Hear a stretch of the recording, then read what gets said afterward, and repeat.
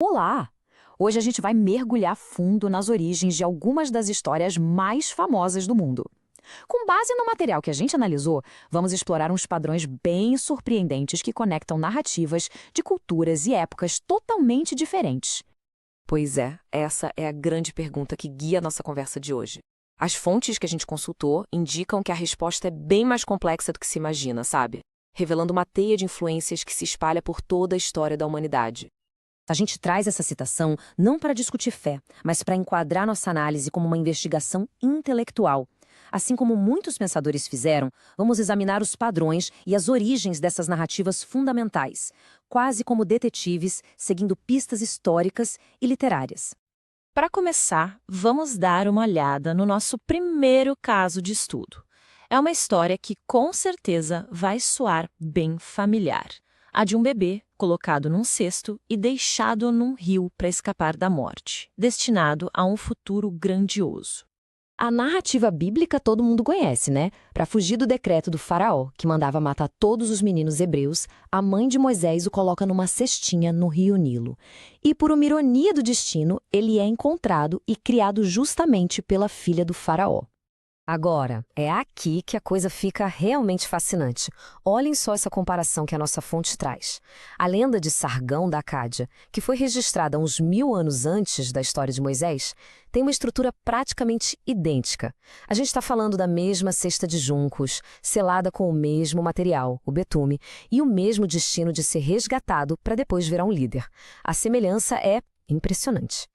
Vamos em frente porque a coisa não para por aí. O nosso próximo padrão é outro clássico, o do herói invencível, cujo poder está ligado a um segredo e que, no fim das contas, é traído pela mulher que ama. Sansão, o herói da Bíblia com aquela força absurda que vinha dos seus cabelos compridos, né? Era um voto a Deus. A queda dele acontece quando ele abre o coração e conta seu segredo para Dalila. E ela o trai, corta seu cabelo enquanto ele dorme e o entrega de bandeja para os inimigos. E este quadro aqui mostra perfeitamente o padrão que a fonte identifica. A gente vê vários mitos gregos que usam exatamente a mesma receita. Um poder mágico, ligado a uma mecha de cabelo específica e uma traição fatal vinda de uma mulher próxima, seja amante ou até filha. Isso sugere que essa ideia não era algo isolado, mas sim um tipo de arquétipo, uma estrutura narrativa comum naquela época. Ok, até agora a gente falou de personagens específicos, mas agora vamos dar um passo para trás para olhar um argumento histórico bem mais amplo que a fonte apresenta. Uma mudança radical na própria natureza da adoração ao longo de milhares de anos. Certo, vamos dar uma olhada nessa linha do tempo. De acordo com a fonte, os registros arqueológicos sugerem uma história muito longa de adoração a deusas bem antes das religiões patriarcais se tornarem dominantes. A evolução é clara. Primeiro, divindades ligadas à fertilidade e à natureza. Depois, com a agricultura, as deusas-mães se tornam centrais.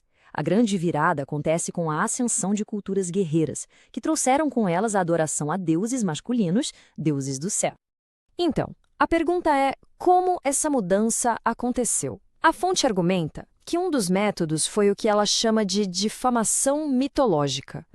Basicamente, pegar os deuses da religião rival e transformá-los nos demônios da sua própria religião. É uma forma de estabelecer domínio. O caso de Pan, que era um deus da natureza e cujos traços com chifres e pés de bode foram associados ao diabo, é um exemplo perfeito desse processo. E essa transformação não era só sobre criar demônios. O argumento aqui é que aquele arquétipo poderosíssimo da deusa-mãe nunca desapareceu de verdade. Pelo contrário, seus atributos principais, como ser a mãe de um Deus que morre e ressuscita, foram, na verdade, absorvidos e adaptados, encontrando um novo lugar em figuras como a Virgem Maria. Estamos chegando ao final da nossa análise. E o que a gente viu até agora são como peças de um quebra-cabeça gigantesco. Vamos só recapitular os padrões para a gente reforçar a ideia central do material que a gente explorou? Então vamos amarrar tudo.